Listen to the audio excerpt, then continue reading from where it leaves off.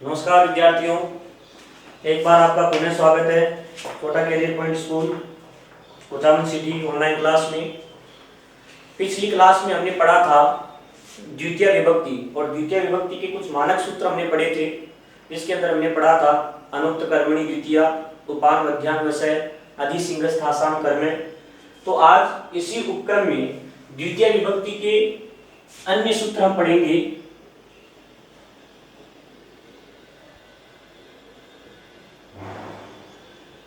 द्वितीय विभक्ति, तो द्वितीय विभक्ति में हमने कारक प्रकरण के प्रारंभ में भी पढ़ा था और द्वितीय विभक्ति में भी पढ़ा था कि विभक्ति से संबंधित या कारक से संबंधित जो प्रश्न पूछे जाते हैं वो प्रश्न दो विधा से पूछे जाते हैं। एक कारक के अंतर्गत होने वाली विभक्ति और दूसरी जो है उपपद यानी किसी विशेष पद के योग में होने वाली विभक्ति। तो कारक विभक्ति तो सामान्य विभक्ति होती है और उपपद विभक्ति जो होती है तो वह उपपद विभक्ति किसी विशेष पद के योग में होती है। तो देखिए, द्वितीय विभक्ति में उपपद विभक्ति से संबंधित कौन कौन से शब्द हैं। तो सबसे पहले सूत्र आता है अभितय, परितय, समया, निक्सा, हा, प्रति, योगेपि, द्वितीय।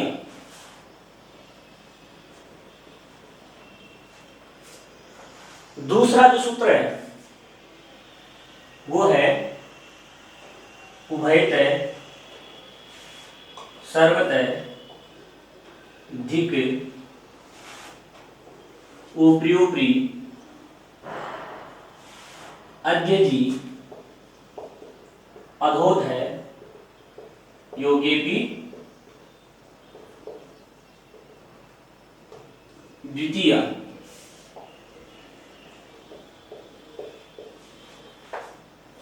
तीसरा जो सूत्र है वो है अंतरा अंतरेण युक्ते च, और चौथे जो शब्द है वो है अनु और यावत्। यानी इतने शब्दों के योग में द्वितीय विभक्ति का प्रयोग किया जाता है। अब देखिए, इसको हम विस्तार से यदि समझें तो यह शब्द कौन कौन से हैं। तो सबसे पहले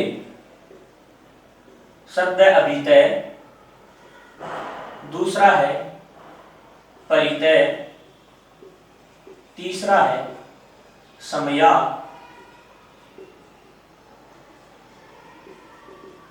निक्सा, हा,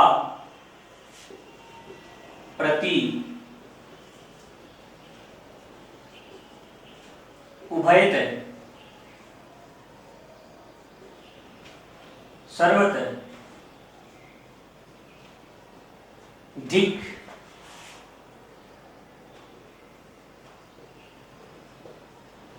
ऊपरी,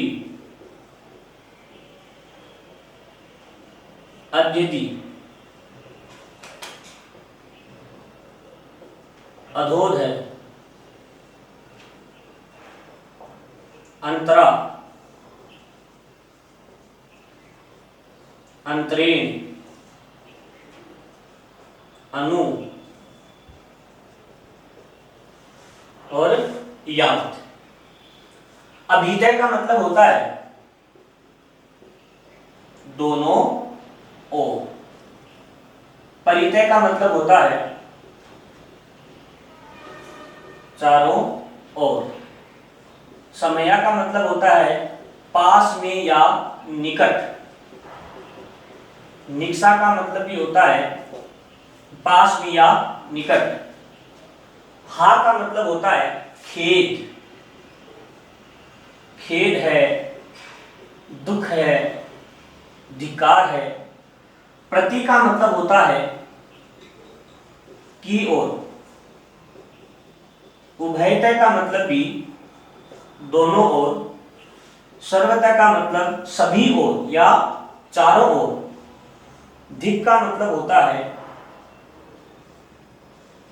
धिक्कार, ऊपरी ऊपरी का मतलब होता है ऊपर ही ऊपर, सबसे ऊपर, अध्यति का मतलब होता है बीच बीच में यानी बिल्कुल मध्य में, अधोदय का मतलब होता है नीचे ही नीचे अर्थात सबसे नीचे, अंतरा का मतलब होता है बीच में, अंतरेण का मतलब होता है के बिना, अनु का मतलब होता है पश्चात या बाद में, और यावत का मतलब होता है तक। इन शब्दों के अलावा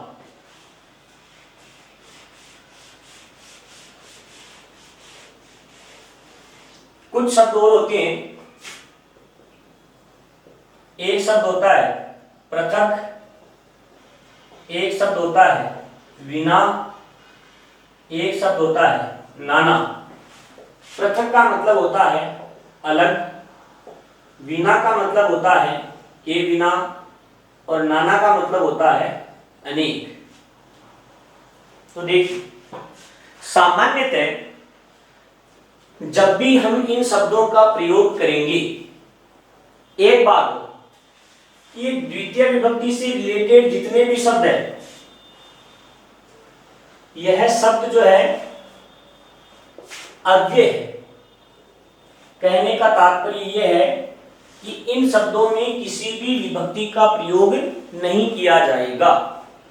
अभितः आपको हमेशा अभितः ही मिलेगा, अभितम, अभितेन, अभितस्य, इस प्रकार से विभक्ति के रूप नहीं चलेंगे। तो ये सारे के सारे शब्द जो हैं वह एज अव्यय के रूप में प्रयुक्त होते हैं वाक्य में।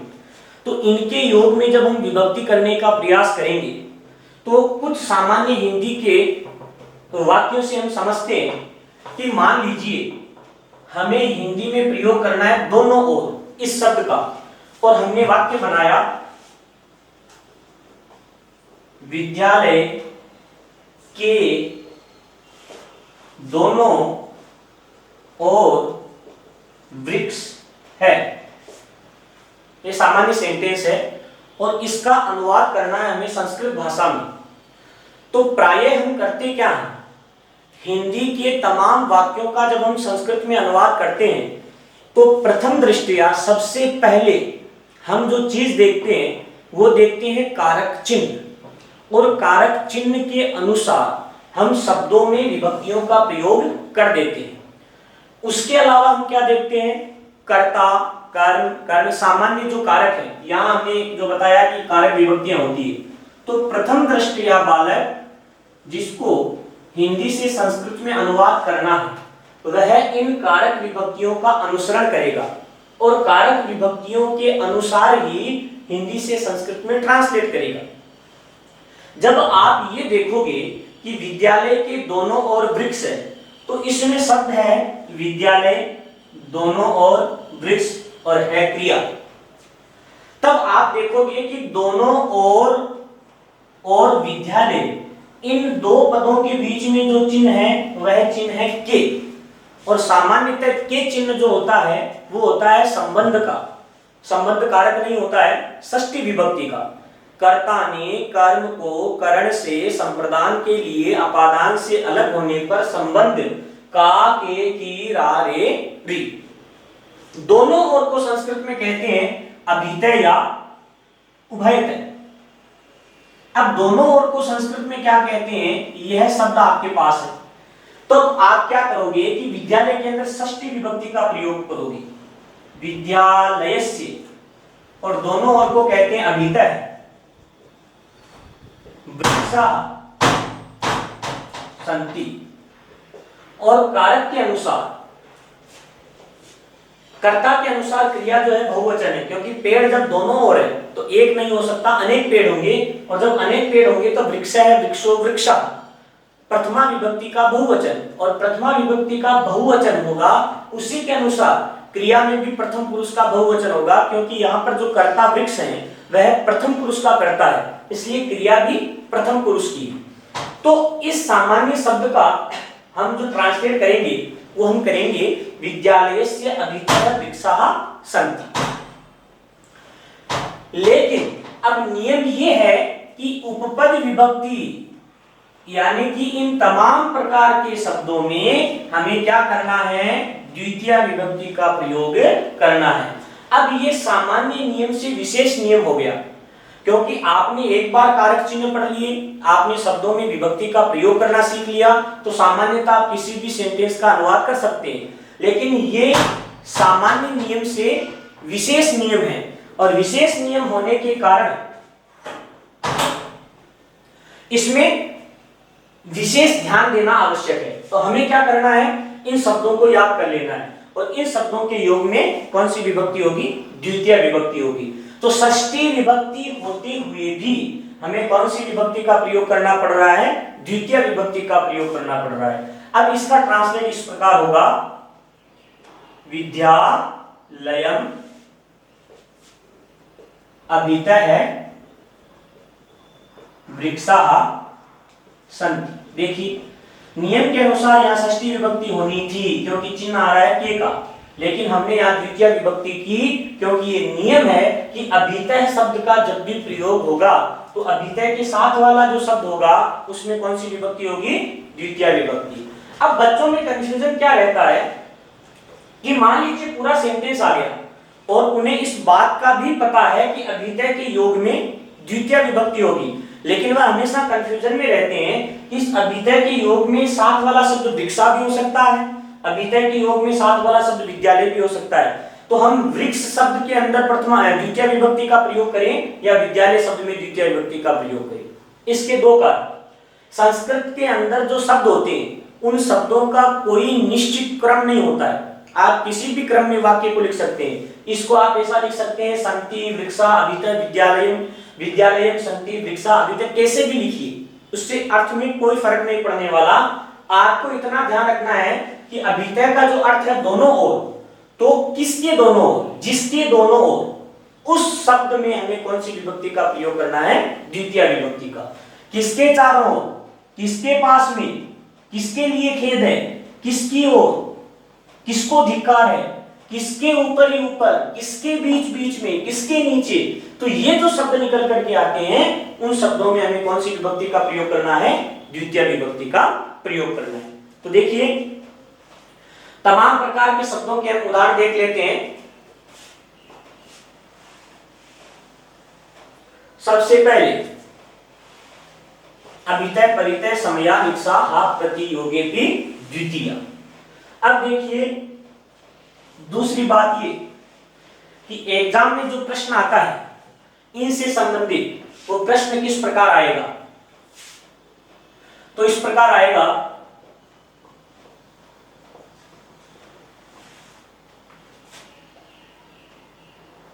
अधोलिखितेषु वाक्येषु विभक्तिं तत्कारणं च लिखत। या ऐसा आ सकता है कि अधोलिखितेषु वाक्येषु अथवा रेखांकित पदेषु, नीचे दिए गए रेखांकित पदों में विभक्ति और उसका कारण लिखो, ऐसा आएगा रेखांकित पदेषु, रेखांकित पदों में। और आपको इस प्रकार से सेंटेंस दिया हुआ रहेगा, रामे है विद्यालयम प्रति गच्छति, और अंडरलाइन दे देगा विद्यालय के नीचे। तो जिस शब्द के नीचे अंडरलाइन है उसमें विभक्ति बताइए और उसका कारण बताइए, तब हमें इसका ऐसे उत्तर लिखना है। उत्तरम, सबसे पहले तो हम इंगित करेंगे विभक्ति को। तो विद्यालय में विभक्ति कौन सी है, द्वितीय। ये बड़ा सामान्य है। यदि आपको ये नियम याद भी नहीं है, फिर भी यदि आपने ऐसा पढ़ा है कि इन शब्दों के योग में द्वितीय विभक्ति होती है और आपको प्रति याद रह गया, तब आप यहाँ कारण लिखोगे, कारणम प्रतियोगी, प्रति के योग में 1/2 आधा नंबर इसका और आधा नंबर इसका, ये 1 नंबर का एक सेंटेंस आता है। इसी प्रकार से आपको अन्य सेंटेंस भी दिए जा सकते हैं। तो देखिए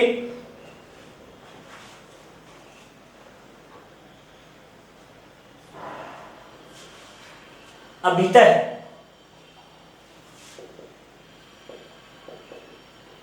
विद्यालयम अभितः वृक्षाः सन्ति, ग्रामं परितः नदी अस्ति। ग्रामम के नीचे अंडरलाइन, विद्यालयम के नीचे अंडरलाइन, नगरम समयात् उपवनम अस्ति।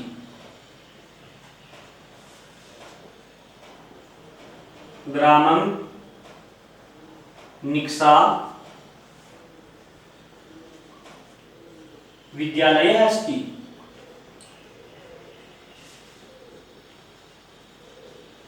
दुर्जनम हा,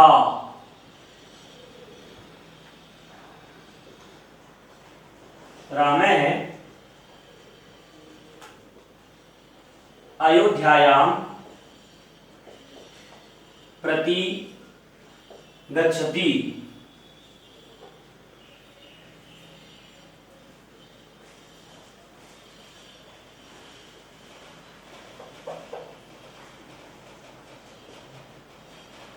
ग्रामम उभयतः नद्योस्तः,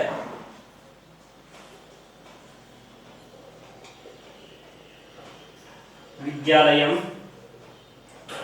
सर्वतः छात्राः सन्ति। रावणम धिक्, रावण को धिक्कार है। इस प्रकार से प्रत्येक शब्द के उदाहरण है और आपको एग्जामिनर कोई भी उदाहरण दे सकता है।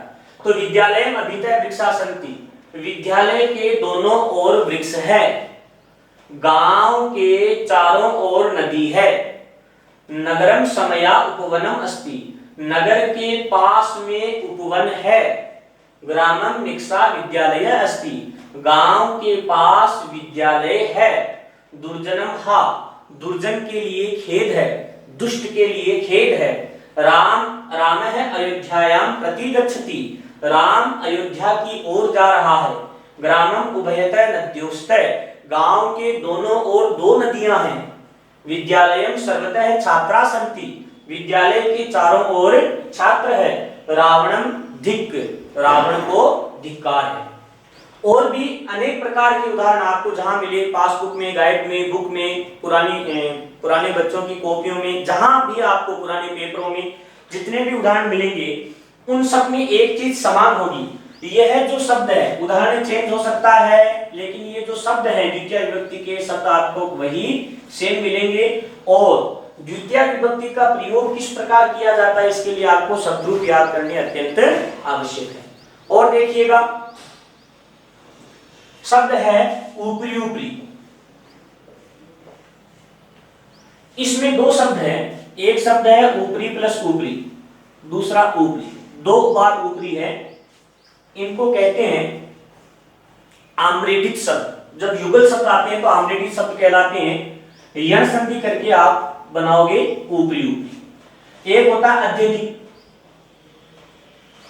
इसमें भी यण संधि है, अधिक प्लस अधिक, और यण संधि होकर के शब्द बनेगा अत्यधिक। इसी प्रकार से एक शब्द अधोध है,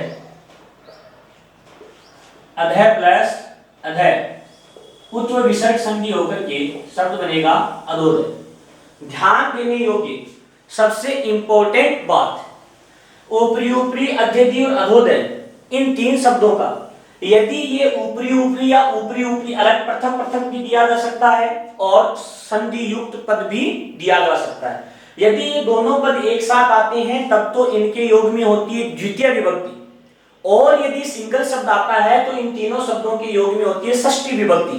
उदाहरण देखिए, मान लीजिए शब्द आया वृक्षम, ऊपरी ऊपरी मयूरः तिष्ठति, पेड़ के सबसे ऊपर मोर बैठा है, और यहां अंडरलाइन आई वृक्षम के नीचे, तो पेड़ के सबसे ऊपर मोर बैठा है, और केवल आ जाए पेड़ के ऊपर मोर बैठा है और ऊपरी ऊपरी की जगह केवल एक बार ऊपरी आ जाए तब वहां पर षष्ठी विभक्ति का प्रयोग होगा और शब्द बनेगा वृक्षस्य ऊपरी मयूरः तिष्ठति। इसी प्रकार से अध्यधि, यदि केवल अधि आता है और यदि अध्यधि आता है तब तो आप कौन सी विभक्ति का प्रयोग करोगे? द्वितीय विभक्ति का। और केवल अधि आता है तो षष्ठी विभक्ति का। तो देखिए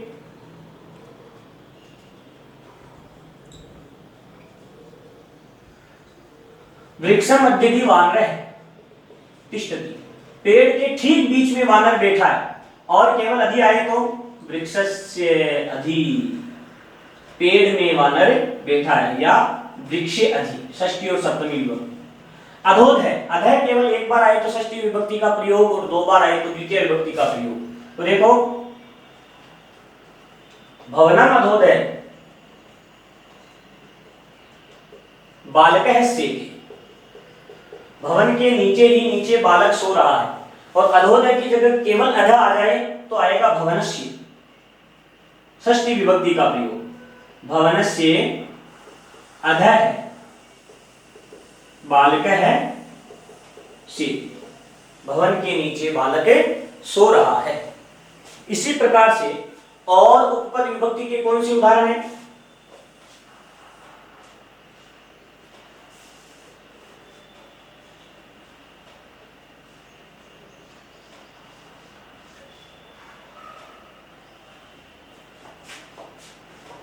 एक सूत्र है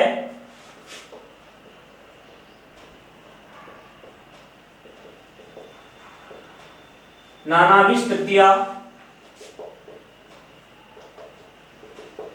अन्यतरस्याम्, पृथक विना नानाभिः तृतीया अन्यतरस्याम्। इसमें तीन शब्द हैं, एक शब्द है पृथक, एक शब्द है विना और एक शब्द है नाना। पृथक का मतलब होता है अलग, विना का मतलब होता है के बिना और नाना का मतलब होता है अनेक। इन तीन शब्दों के योग में द्वितीय विभक्ति का प्रयोग भी हो सकता है, तृतीय विभक्ति का प्रयोग भी हो सकता है और पंचमी विभक्ति का प्रयोग भी हो सकता है। द्वितीय विभक्ति के शब्दों में एक और इंपॉर्टेंट बात कि तीन शब्द ऐसे हैं, एक पृथक, एक बिना और नाना। इन तीन शब्दों के योग में द्वितीय विभक्ति का भी हम प्रयोग कर सकते हैं, हम तृतीय विभक्ति का भी प्रयोग कर सकते हैं और हम पंचमी विभक्ति का भी प्रयोग कर सकते हैं। तो देखिए मान लीजिए नगरम पृथक आश्रमः अस्ति, गांव से अलग आश्रम है, यहां हम तृतीय विभक्ति का प्रयोग भी कर सकते हैं। नगरेण पृथक आश्रमः अस्ति, और यहां हम पंचमी विभक्ति का प्रयोग भी कर सकते हैं। नगरात् पृथक आश्रमः अस्ति। तो देखिए यदि इस प्रकार के प्रश्न आते हैं तो इसमें कोई कंफ्यूजन वाली बात नहीं है। द्वितीय है तो आप लिख दोगे कि विभक्ति द्वितीय है, कारण पृथक है। यदि तृतीय विभक्ति वाला सेंटेंस एग्जाम में आता है तो आप लिख दोगे विभक्ति तृतीय है, कारण इसका पृथक है, पृथक योगी। पंचमी विभक्ति वाला सेंटेंस आता है तब आप विभक्ति लिखोगे कि इसमें विभक्ति तो पंचमी है लेकिन पंचमी विभक्ति का कारण पृथक है। तो तीन शब्द ऐसे हैं, पृथक, बिना और नाना। और उदाहरण आप अन्य उदाहरण देख सकते हैं। इसके अलावा उपपद विभक्ति से संबंधित दो शब्द शेष रहे हैं, एक अनु और एक यावत। तो देखिए अनु का मतलब होता है पीछे, पश्चात या बाद में। रामम अनु श्यामः तिष्ठति, राम के पीछे श्याम बैठा है। रामम अनु श्यामः तिष्ठति, राम के पीछे श्याम बैठा है। एक यावत, और यावत का मतलब होता है तक। रामः वनम यावत गच्छति, राम वन तक जाता है। तो ये है उपपद विभक्ति से संबंधित द्वितीय विभक्ति के तमाम प्रकार के शब्द। इन शब्दों को आप याद कीजिए। याद करने के बाद में आप सेंटेंसों से इनका पुनः पुनः अभ्यास कीजिए, और जितनी बार अभ्यास में आप अभ्यास करोगे आपकी त्रुटियों का जो स्तर है वह कम होता चला जाएगा। एक बार में आप पढ़ोगे, पढ़ने के बाद में हो सकता है कि 5-7 सेंटेंसों में त्रुटि आए, दूसरी बार याद करोगे तो 2-3 शब्दों में त्रुटि आए, तीसरी बार याद करोगे तो 1-8 शब्दों में त्रुटि आए, तब चौथी बार इनको आप वापस इनका पुनः अभ्यास करोगे, दोहरान करोगे, तो एक समय आपके ऐसा आएगा कि आप एक ही बार में तुरंत विभक्ति और उसका कारण बता सकते हो, और इन शब्दों का आप द्वितीय विभक्ति है ये आप पता कर सकते हो। तो एग्जाम के अंदर लिखने का तरीका वही रहेगा, आपको आंसर लगाना है, पॉइंट नंबर 1 लिखना है, और पॉइंट नंबर 1 में आपको विभक्ति लिखना है, विभक्ति के आगे जो भी विभक्ति है वो विभक्ति लिख दो।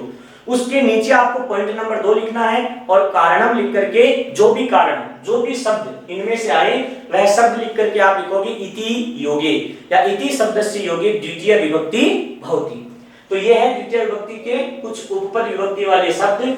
आगे हम पढ़ेंगे अकथितम च सूत्र, जिसमें 16 द्विकर्मक धातुओं का उल्लेख है, और 16 द्विकर्मक धातुओं को पढ़ने के बाद में हम जो पढ़ेंगे तृतीय विभक्ति में प्रवेश करेंगे। तब तक के लिए धन्यवाद। आप किसी भी पुस्तक से, पासबुक से, पुराने नोट्स से, पुराने पेपर से इन तमाम प्रकार के उदाहरणों का आप अध्ययन कर सकते हैं। इनके अलावा कक्षा 9th और 10th में बाहर कुछ भी नहीं। देखिए, कारक प्रकरण जो है वो संस्कृत भाषा में बहुत विस्तृत प्रकरण है, लेकिन आपको केवल इस लेसन के अंदर जो उपपद विभक्ति से संबंधित जितने भी शब्द हैं, केवल इन्हीं शब्दों का आपको ध्यान रखना है। तब तक के लिए धन्यवाद।